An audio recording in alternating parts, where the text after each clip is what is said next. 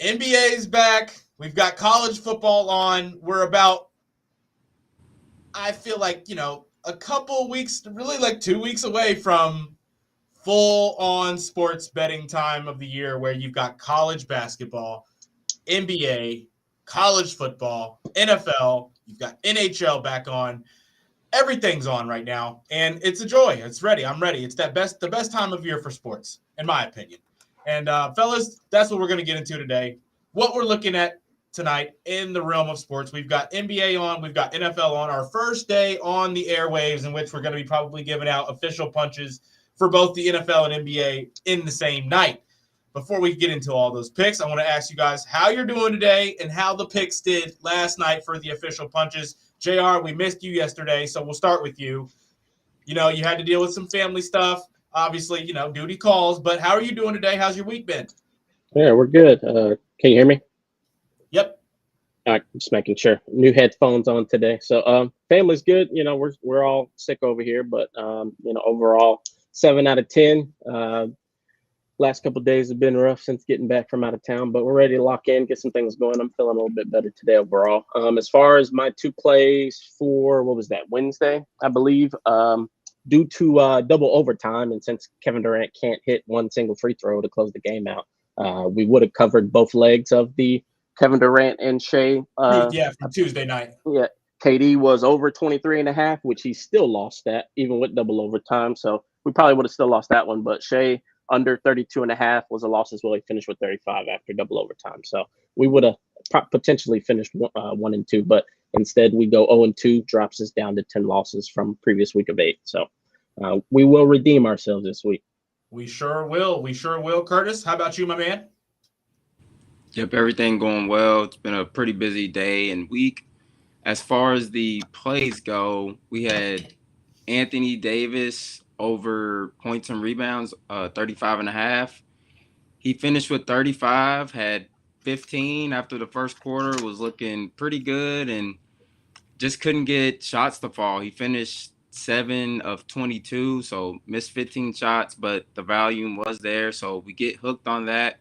But we did cash the John Collins over points and rebounds at 17.5, which was pretty much a sweat all game. He had 4 at halftime. Got it going, second half and pretty much garbage time where the Clippers were getting blown out to the Jazz. So we finished 1-1 on yesterday's official punches. Yeah, same here. 1-1 on my 2 official punches, and then the plus money play was the Pelicans money line, which unfortunately looked great all game. I mean, shout out to the Pelicans, even without DeJounte Murray, letting Jeremiah Fears go out there and make it happen as a rookie. Trey Murphy looks good. Herb Jones looks good. And Zion, of course, looks good. When you don't have all of those guys out there on the floor at the same time, though, the offense was not where you want it to be. The defense is what I thought it was going to look like, and that's what I thought they could hang their hat on and get their first win of the season. But ultimately, that Grizzlies offense picked it up pretty massively there in the second quarter and in that fourth quarter. It's weird. Both teams went back and forth and who had the momentum, it felt like. But don't hit that there, though. So I go 1 and 2 on the night, 1 and 1 in the official punches there.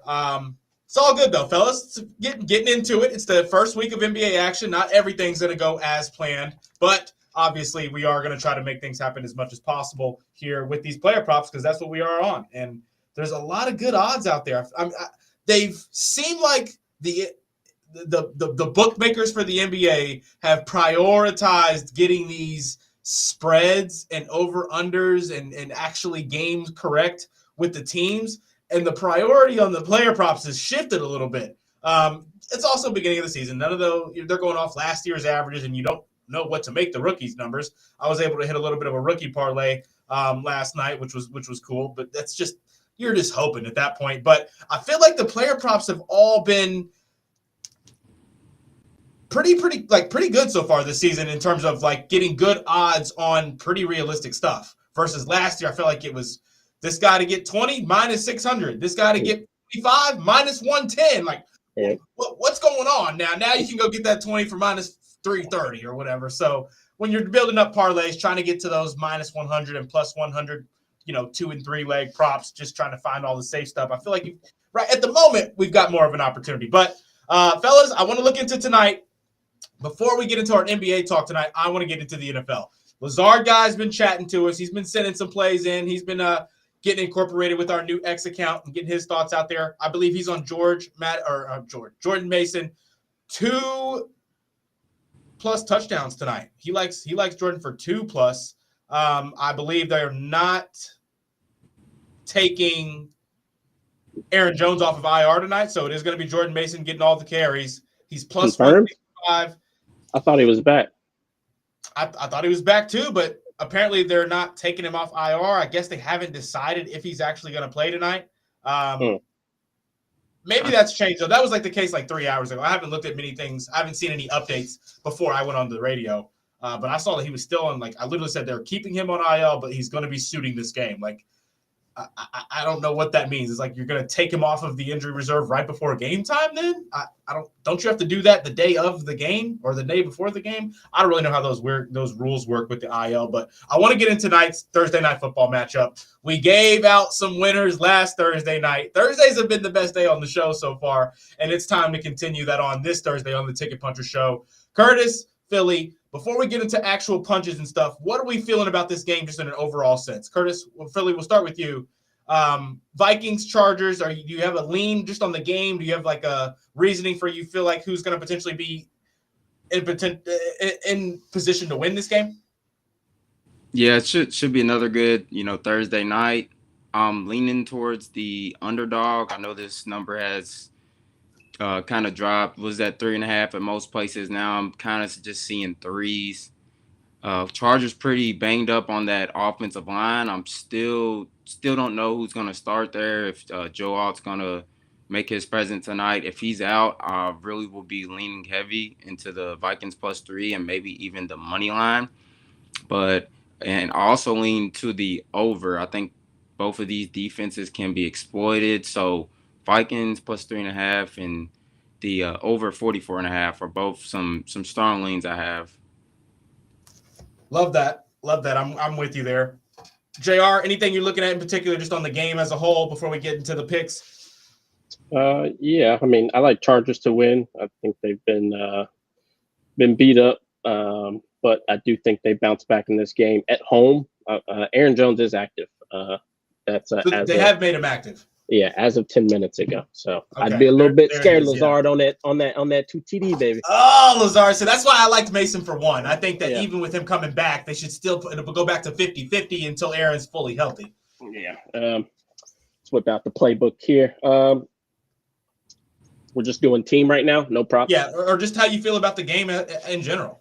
Yeah, I mean, it'll be an interesting game. I think you're adding in Jones back, so I think on offense, McConnell will try to definitely get him up to speed and involved in the offense. I definitely think the receivers for Minnesota is going to have a field day after trading their safety away to the Ravens, and they're banged up on defense.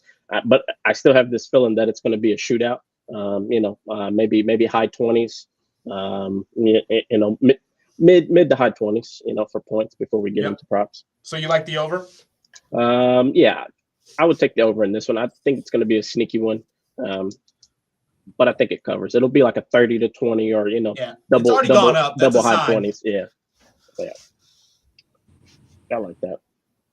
All right, I like that as well. So Philly, you think you like the Vikings to cover the +3.5? You said, JR, you like the Chargers to win outright. I can't really decide, fellas. I mean, yeah, it's tough. I don't want to, but whenever in doubt, always take the quarterback. I was going to say, when you look at the quarterback matchups in prime time, what typically happens in prime time? More times than not, I guess you can't even really say that this season, but more times than not, when it's those kind of toss-up teams, unless there's a big discrepancy in the defense, which is I don't think there really is with these two teams, with a couple of pieces missing on the Chargers defense, I don't think they're much better than the Vikings defense as it stands right now. Vikings defense, maybe not what it looks like as of last year, but when it's a toss-up like this, fellas, you typically have to go with the better quarterback, the more game-breaking quarterback who's more prone to those big, deep plays that can be the difference maker in a toss-up game. In a game like this, that's obviously Justin Herbert. Granted, Carson Wentz can still sling it. He still has amazing throwing power. The accuracy you can tell as someone who hasn't been playing every single game for the last 5 years of their career and has been going through things. You can kind of see that.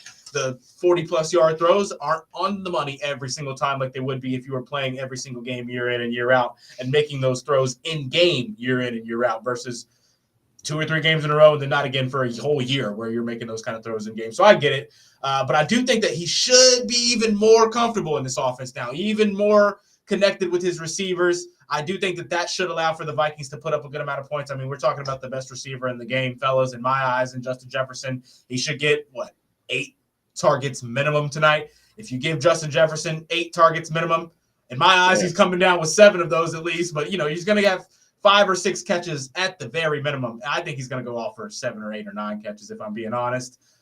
He's the kind of wide receiver that can carry you, right? Which is rare at that position, but he does have that kind of ability. Do you get enough between your 1-2 punch in the run game with Aaron Jones back? If you do, fellas, I worry about that Chargers defense because now they can go both ways. Now you're giving that relief to Carson Wentz, because you didn't put him in a 3rd and 8 situation because you went and got 2 yards and 3 yards on both 1st and 2nd down because it's not just, Mason getting tired. Now you can't really go anywhere. You're throwing it every single time. That's not what Wentz needs to be in this offense. Aaron Jones should help that, not to mention that Aaron Jones is one of the best receiving backs in the NFL. So in the check down game for Wentz, I basically what I'm saying is I think the Vikings get up and down the field better than some people are predicting tonight. I'm with you. I'm on the plus 3.5. I think they can keep it close. I think this is one of those field goal games where exactly what the line kind of suggests is what happens, right? Opened up Chargers 2.5-point favorites. I won't be surprised if they win this game by a field goal at all. So I'm on the plus 3.5 with Philly in this game, but that's just kind of where I stand. Fellas, looking into official punches in this game for tonight, what do we like? There was a couple lines that we were looking at earlier in the week, but Philly, player props, team props, first quarter, first half, what are you feeling tonight in Thursday Night Football? As we got some comments coming in here, both on the stream and on the Game Day Men's Health text line, which we're going to get into though right after this. Philly, let us know. You have a few props that I like. Jordan Addison, I like his longest reception over 21.5. As we know, he was suspended for the first 3 games of this season. And the last 3 games that he's played, he's kind of went off in all 3 of those. He's went over the longest reception line in 2 of the 3. The only one he did not cover was the game where he didn't play the full game in London, due to, off the field issues. But the Chargers, the last 3 weeks are giving up the most yards per play. So defense, kind of giving up long chunk plays. And 12 pass hurting them right now. Yep. 12 pass catchers have went over this line in the 7 games, so it's almost 2 per game. So I think Jordan Addison gets at least 1 deep ball in this one. And I also have T.J. Hawkinson touchdown plus 220 odds. As we know, it's tight end Sunday this upcoming Sunday. He's already getting the 2nd most red zone targets on the Vikings. Yeah. And ever since Wentz got in, he's averaging 6.5 targets per game. So I usually tend to not give out touchdown props for big punches, but I really think T.J. Hawkinson gets in the zone today. I love it. Touchdown prop on an official punch right there. That means it's time to go make some money. JR, Thursday Night Football, what are you looking into prop-wise? Yeah, so we got Justin Herbert, pass yards over 220. I think should be a solid outing at home for him. 220 is very reasonable. I got Justin Jefferson plus 60 yards. He's covered in pretty much every single game. I was going to take him for 70, but then that's when the analytics dropped off sometimes, depending on different variables. So I took him with a safe 60, and then I got Keenan Allen with 4 receptions, and I parlayed this at plus 116 just as a builder. Get our legs back under us. Let's get back on the winning side of things. Some of these you can take individually, but they'll be heavily negative for the most part outside of the receptions. But altogether, parlayed 116.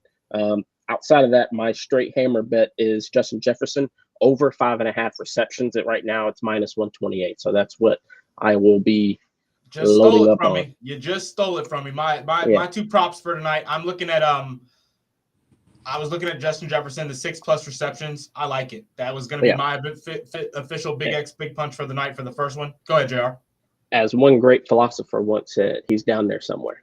He's down there somewhere. And he probably is being guarded by someone who can't stick with him. So yeah. I like that one. I love that for sure. I also like the Hawkinson touchdown, not as a Big X punch for me, but yeah, I love that. I'm going to be betting that personally. I'll let the listeners know right now. I'll be tailing Philly on that one for sure. Fellas, another one that I'm liking here was I like the Justin Herbert 15-plus rush yards. He's been moving his feet a lot more this year. Granted, minus 160. It's not great odds on this here. Maybe you look at this in a two-leg spot. Kind of takes me to my next point, though. I'm on the rushing yards, I guess, for these Chargers here, even though I do like the Vikings to compete and stay close in this game. I'm on the Kamani Vidal 40-plus rushing. I'm combining the two, so it's counted as one, a SGP, those two plays as one if we want, just because of the odds, right? I'm going to count it as two punches, so if I miss both, that's 0-2.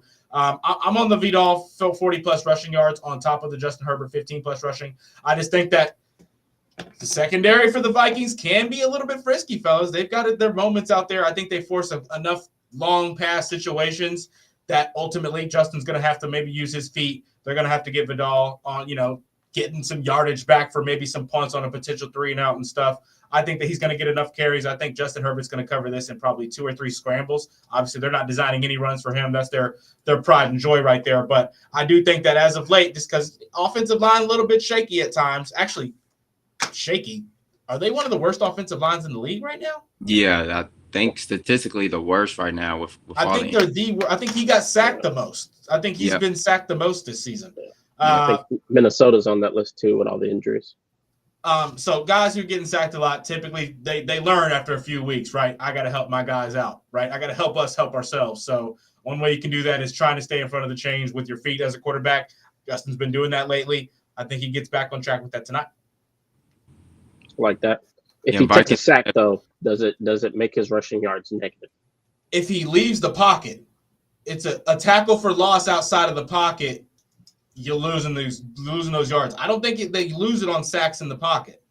Yeah, college is that way. You lose it on sacks, but not the NFL. It was a trivia question because I lost it. I lost the I lost the bet a couple weeks ago. It's the like running out of bounds for loss of yard. Like that's the worst, right? When you got a quarterback's yards and they're just trying to avoid a hit and keep the clock off.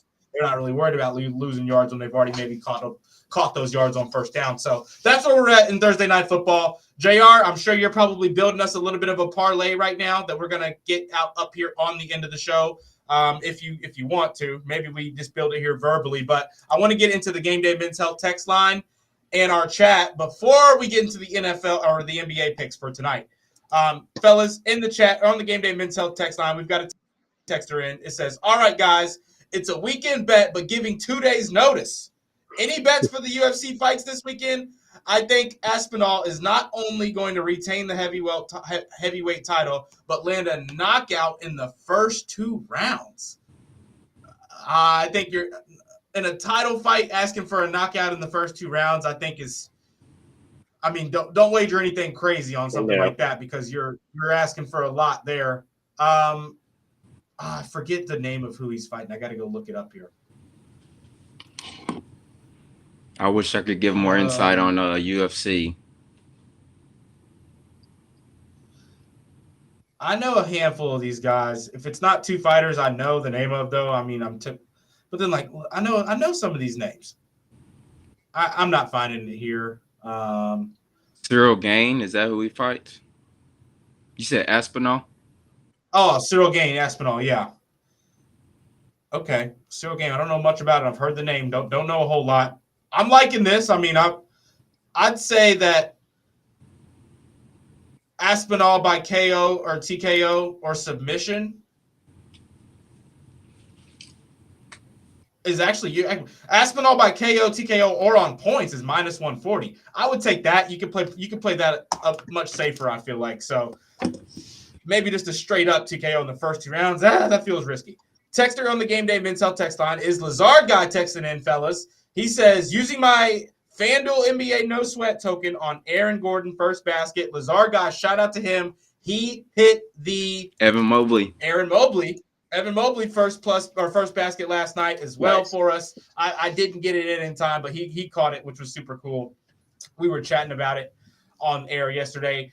Lazar guy also says Herbert over 0.5 first quarter rush yards. Is that what the line's at? Yeah. In the first quarter? Yeah, because statistics show that a lot of times they don't get outside the pocket or rush. Yeah, but with Minnesota, they're blitzing. Yeah, they're blitzing. They're blitzing heavy blitz team. I like that. I'm going to take the 0.5 as a straight bet right there if I can get it as a pretty even line. Lazar guy chimed in on that UFC chatter right there. He said Aspinall also has good submission skills, and Jones sub gained quickly in their fight. Careful with Aspinall KO. Okay, there's a little bit of insight. Producer Matt says, had some change left over for cashing out on the NBA parlay last night. Little sprinkle. And he sent in a photo here. He's got Hawkinson lower than 34 receiving yards. Jordan Mason over 0.5 touchdown rushing or receiving. Jordan Addison higher than 54.5 receiving yards, and Justin Herbert under 255.5 pass yards. Okay, I like that sprinkle. I'm not mad at it if it's coming off of some profit, especially.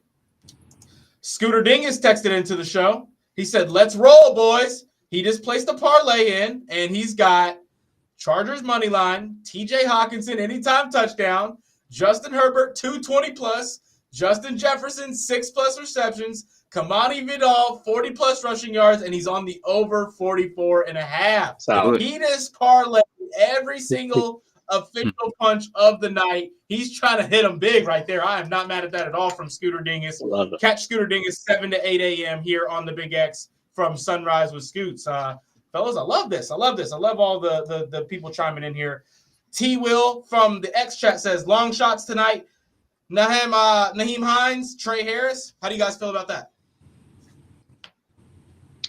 Go ahead. I honestly haven't really seen the volume from neither one of those two, but I mean, never can go wrong with long shots, sprinkling on a first touchdown score and things of that sort. I mean, worth a sprinkle. Yeah, Naheem Hines sitting at plus 1,100 right now. Trey Harris sitting at plus 1,200 on the anytime touchdown. If it's like under $10, I won't complain. If it's if you're putting putting a handful of dollars on it, now you're talking about you can't be surprised, right? Just that's why you sprinkle on those kinds of things because it's not technically likely. Fellas, looking into the NBA tonight, as we've got 2 games. I don't know how heavily you guys are on these games in terms of official punches. We've all given some official punches out here as we've got about 2 minutes before we go. Anything you guys like tonight in these 2 games in the NBA? JR, we'll start with you. Yeah. So for the Denver game, I got Joker over 11.5 rebounds. If we look at his last 5 to 10, he's been shredding this line with some games where he's 16, 17. So I don't think the Warriors have anybody formidable for my mans. 12 should be very easy. Minus 115 currently. And also, I was also liking Joker for definitely double-double, but, we're going to dabble with the triple-double. So I also like him for over 9.5 assists. And I like Jimmy Butler over 29.5 PRA. Those two together, the Joker 9.5 assists and the Butler over 29.5, which are my 2 favorites. If you parlay them, they're 278. But I would highly recommend betting them all straight. That way, we can definitely lock in some wins just in case if someone, goes down. Make some money. Yeah. Philly, what do you think? Yeah, I love those, JR. I'm also tackling Nikola Jokic. His PRA, it's at 49.5. People will think that's a lot, but we know Jokic stat pattern. He might come out with a vengeance with not getting the MVP last season. Warriors are severely undersized. There's nobody that can remotely guard this man, and he's cashed this line 8 of the last 10 versus the Warriors. The 2 that he missed, he finished right at 48. So I think he'll get the 50 tonight. I love it. I expect Joker to have a big night, fellas. I've got 2 official punches in this game. I'm hammering the Nuggets money line. I think even though the Warriors got that night of rest, this is fully rejuvenated legs in the Nuggets who haven't played. They're ready. They're eager. Tough that it's on the road, but I think that they get the job done here. That's going to be an official punch for me as well. My third one of the night on top of the two from the Thursday Night Football. My last one, fellas, Aaron Gordon, 23.5 points, rebounds, assists. For the same reasons that we think that Jokic is going to cut up tonight, fellas, I think that Aaron Gordon's going to have similar success. If Jimmy Butler's on Aaron Gordon all night long, I like how that looks in terms of him snagging rebounds, him being able to conduct things down low and not really stop him from getting into the paint. I also think the Aaron Gordon jumper is real. I'm believing in the Aaron Gordon jumper this year. So I think that, the line's thinking he's going to score 14, 15. I think he's going to be a 20-point per game scorer or right around there. Like, he's going to be an 18-point per game plus scorer this season. And that starts tonight. So I'm on the 23.5 points, rebounds, and assists. I think he's looking at like a 16, 17, 18 points, 8, 9 rebound kind of game with 2 or 3, maybe 4 assists. So they're losing Michael Porter Jr., who was a go-to shooter for them. But you do replace him with Cam Johnson. But because of the difference in those two types of players, which not very, very different, I just think that Aaron Gordon is going to be a little bit more of a role offensively now with the changes that they've made. So that's where I'm at, fellas. This is going to wrap us up here, though, on the Ticket Punchers. Stay tuned if you want to listen. We'll be continuing this for about 5-10 minutes on Big X, Real Spiel, YouTube pages, and, of course, the Ticket Punchers Twitter page. We do have to wrap it up here on the radio. We'll be right back after this, but we'll be back tomorrow, 5:30 to 6. Let's go punch some tickets. Punch those tickets.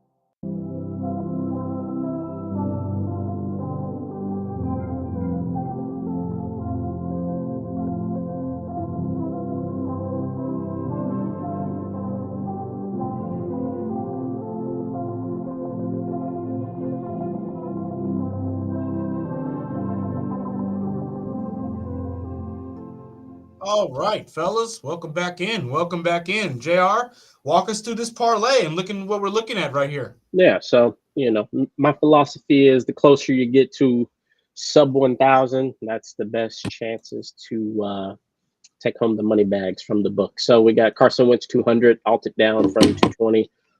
Mason 50 yards. I think he's still going to be the dominant force with Aaron Jones coming back. Justin Jefferson 70, no explanation needed. Addison 3, Hockenson 3. The reason why we went with the receptions instead of the yardage is because the yardage has been biting us here lately, but I do think they're going to get the touches. 3 is the safe spot for both. I definitely think Addison goes over 3 between the 4 and 6 range. Hockenson, we've had some games where, our man's here hasn't gotten, 2 catches sometimes, but I do think, Wentz is getting comfortable with him as a safety valve and checking down, but also Hawk is getting open, so easy money there. Justin Jefferson, 225, alt down, easy money there. Keenan, 3, I was going to take him for 4. McConkey, he's in the slot. I know Minnesota blitzes a lot, so they're going to be hot routing McConkey a lot, so a lot of check downs, a lot of out routes. Quentin, 2, easy money, could easily take him for more. And then the one that could bite us, is our man Gatson here, but we should be okay. That like that. There's going to be that fourth receiver that gets those touches. It's just tough. He's been going off too. Like this, who blows so he's a speedster. So I'm hoping that we strike gold on this one, put us at a 3rd win. So, but yeah, I mean it's 880 before the booster. That's why I loved it. I altered it down as much as I could. You could easily bump these lines, and I still think we get close. If you're going to alt anything, I would take off Gat at the end there, and I do think there's a chance that it could be a defensive game and one of the quarterbacks drop below 200, like a 175 range. If you want it to be ultra safe and just to profit, it'll drop the odds to like sub sevens, between 5 and 7. But it's worth it if you're just trying to solidify a win. But I think we should be on the money with this one. I don't have any concerns. I like it. No whoop. I like it. Is there anything crazy plus money? We're gonna get this tweeted as well for anybody listening. Both accounts on the at ticket_punchers. We'll have our. I'll try to get the official plays tweeted out.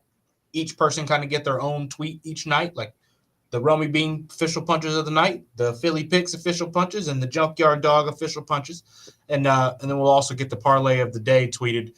Not obviously going to have a parlay of the day every day. Going to make it more so a primetime football kind of a thing that we do where we're giving out a guaranteed parlay like this. But I love this. We're going to definitely get this out.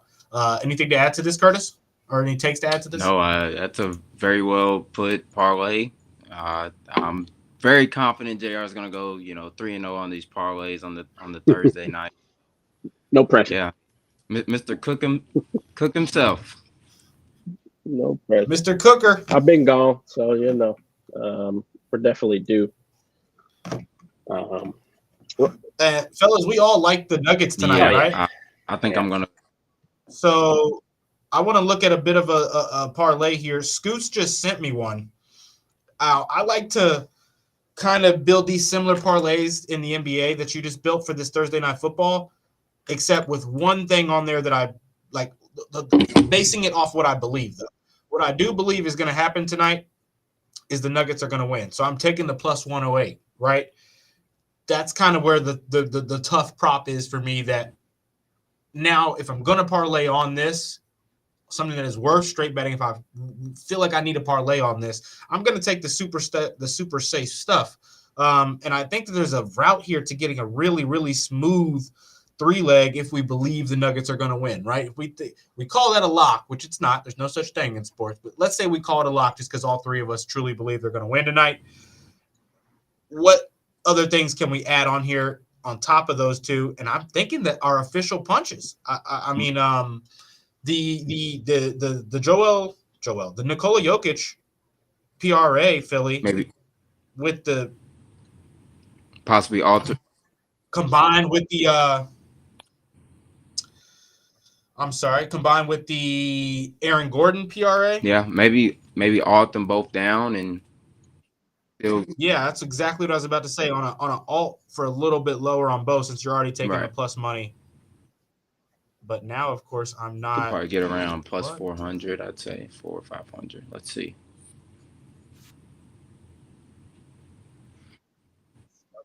Tap here right now. Jeez. Okay. 0.3 rebounds assist. Alt 0.3 rebounds assist. It's an alt over under. That's interesting.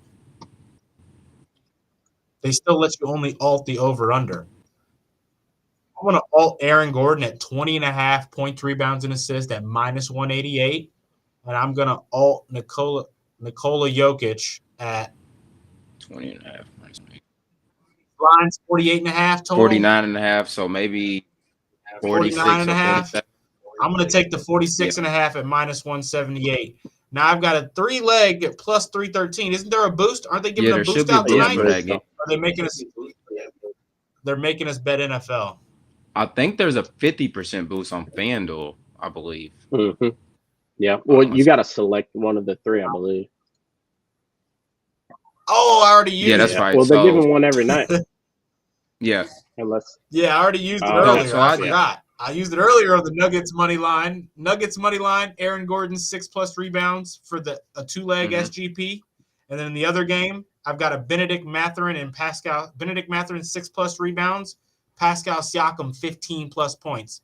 That Mathurin 6+ rebounds and that Siakam 15+ points. That 2-leg is plus 110. Actually, that's not true. This is the plus 110 is showing because when you place the bet with a boost, it changes the odds to what the odds are with the boost in it. So I can't even remember. Let me see here. Let me see what they give me when I reuse my selection here. Let's just take away those two plays.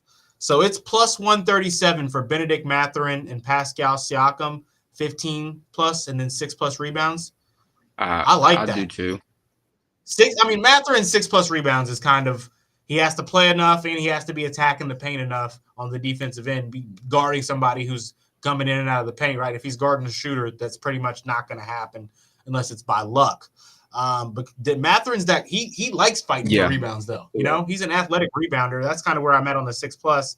Siakam 15+ was just because I've watched Siakam have 16 points ending the third quarter so many times and finish the game with 19. You know, have 14 ending the third quarter and finish the game with 18 points, right? Basically what I'm saying is being on path for 3 quarters to score 20 or 20+ and then not doing it. So I'm staying away from the Siakam 20+. Even it's like, yeah, he's going to shoot more with Halliburton out there. Halliburton was spoon-feeding Siakam for a lot of the possessions out there. So I took him at 15.5, so we're aligned there. Yeah, Siakam.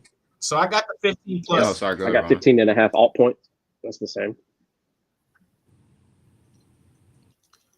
Oh, yeah, I love Siakam this. always comes 15. I mean, even with Howie. Without, he'll definitely get 15. Yeah. So I got a plus 702 on 4 legs right here. I put all these on one ticket, but I would highly recommend splitting them into 2, which we can post the all-in-one link, and you can, separate what you want or bet it all together. I only put 27 on it, but I altered it down. I just couldn't nail down what it's going to be like without Turner and without Halliburton. I know there's going to be, definitely a shakeup. I mean, it could be one of those OKC whoppers, right out the gate. And, even though it is at Indy, I'm afraid it's at Indiana, but OKC's full throttle, even without Jalen Williams. So they got enough bodies to throw at Shea, which we learned that Nembhard takes pride in guarding him. But I do think that's going to be a grudge match all night. But it's just going to be a matter if the Pacers can, shoot the ball well tonight or not. But Halliburton and no Turner is big blows. Man, I'm seeing 71% of the money line bets coming in on the Chargers. Really? 60% of the spread bets. 60% of the spread bet. Well, this is just the what they show you on DraftKings. Okay. It's not the official. I'll look up the. Just those little stats they show you on DraftKings, which that could be fake. There's no way to know if that's even real, or how often they're updating that, or if it's fully the computers doing that based on the actual DraftKings bets. But according to DraftKings, 71% of their money line bets going to the Chargers, 60% of their spread bets at -3 going to the Chargers, and the over, 79% of people betting the over. So that's not good, I guess. I mean, here's what's weird, though. Every time there's a 70% money line favorite in a primetime game this season, they've lost. Yeah, so far.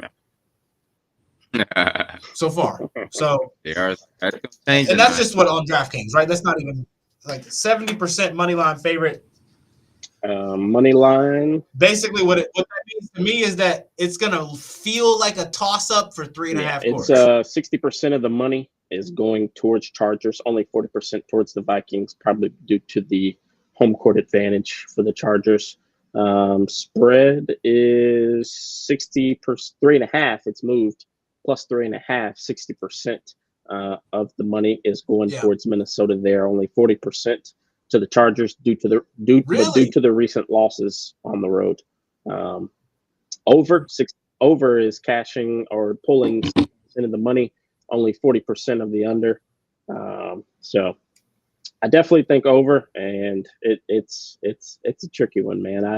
I don't love the money line or the spread really. I would take the points if you were trying to lock something in. If you want to be risky, I would take Chargers money line. I just feel like people are catching on to the trend of favorites losing, so I think it's going to probably flop. What do we got, about an hour or 2 hours until game time here, 8:15? Yeah. So I think the needle will continue to move backwards. It was 78% earlier before the show. So just in 30, 45 minutes, it's already flopped. But I think it's going to move closer to 50-50 and then probably a 55 type of slant, maybe towards Minnesota, give or take, closer to game time once the true edge gets pushed out.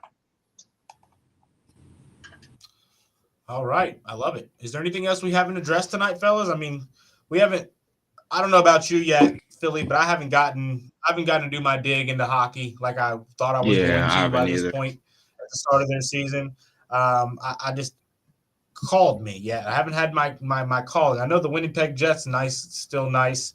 I know the Colorado Avalanche still nice, but I got to Yeah. start doing a little bit of a dig, seeing if there's some teams that are consistently good, so we can start maybe jumping on them a little bit. But outside of that, fellas, South Alabama, Georgia State in football. Ugly game. Oh You man. know, I will throw Two- a couple bucks maybe on South Alabama 6.5, just because I think that they're a little bit. I think Georgia State's worse, but Yeah. that's a funky game that shouldn't Out of the have a 1 and lot of 6 dollars teams. on it. And then we'll do our Dodgers talk tomorrow. You know, Dodgers, Blue Jays tomorrow. We'll get into that as well. So, fellas, this is going to wrap us up here on the Ticket Punchers. Let's go punch some tickets. Let's go make some things happen. To our listeners, shout out to you guys. We wouldn't be doing this if you guys weren't listening. Wouldn't be possible without you. Shout out to the podcast listeners as well. You know, ticket_punchers. We're going to push out all of our plays and post links to what we have as far as parlays. So, if y'all want to tell along, Punchers, give us a follow, give us a retweet, please. It'll help us out. And we'll be back tomorrow.